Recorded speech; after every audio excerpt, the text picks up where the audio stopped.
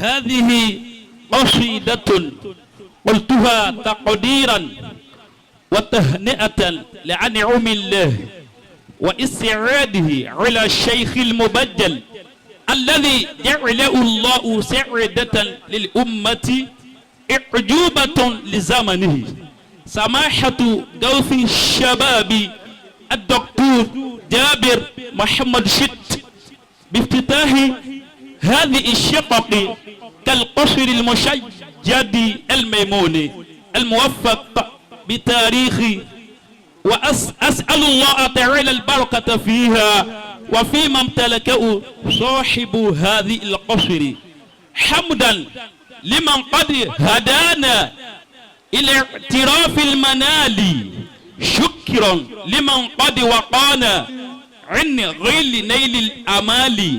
حجيتكم بالصباح جمهورنا بالأصال، يجزي كفاءة داع من جاد ملء السؤال، على سبيل الهداية قد بان منفق مال، جزاك غوث الشباب خير الجزاء ذو النوال، وقيت قيد النساء كذاك شر الرجال، يا من حباه بفضل رب الورى ذو النوال، كذا بعلم وفقه وحكمة كاللالي، فخر الشباب أجابر رغم الأنوف لقال بشراك أخيار خلق يا بن الجزا ذا الموالي، طوال عمر كنوح أسأل في كل حال حسنا وأمنا ورزقا لغوثنا ذا الجلال، واحفظ أبانا المكرم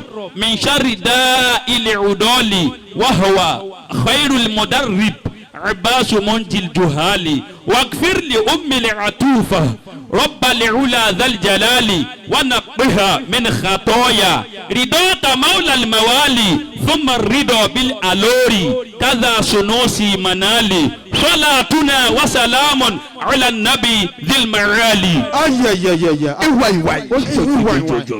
àṣeyàn lè kéwú láì fohùn ké kó sì máa dùn máwùn èèyàn. wàláhì bàbá ní lájà gan. ó ti pọ̀ jù. wọ́n kéwú débi gan gáúsù sábà wá smile. tálà yóò yóò ti ń wo nǹkan tó smile wa. tẹ́bálẹ̀ máa gbọ́ 100,000 lóṣù kí n fi ṣe àmìdúlé ké okun fani. bàbá gbà bàbá kò tún ní kó wá gbà. kò sí ọ́n ní fásitì ẹ̀ ń bì. wọ́n gbé mi débẹ̀ gan. dandan ọ́n ní fásitì ẹ̀. kò dìgbà tó bá tó lóhùn káwọn ayé tó gbádùn ẹ̀. èmi náà lóhùn. ẹ mọ̀ pé ẹ̀kọ́ irun tí yóò jáde ní fámù yín náà. ẹni tó gbọdọ̀ jáde ní support ara mi. Muhammad